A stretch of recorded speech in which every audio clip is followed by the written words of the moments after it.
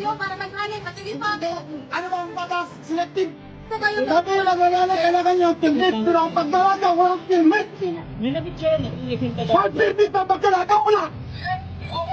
Pag permit na pagdalaga, wala. Kung ako nakawan ito din, kayo din. Lahat kayo ang nakawan. Tapos hihingan nyo kanila ng permit. Mga putang ina ninyo. Walang permit na gaganatain.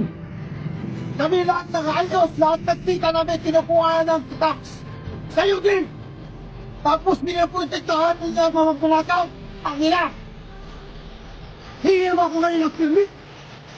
Susunod ako sa batas! Baka nagpapasunod ng batas ang presidente mismo magpanakaw! Putang ina ng permit yan!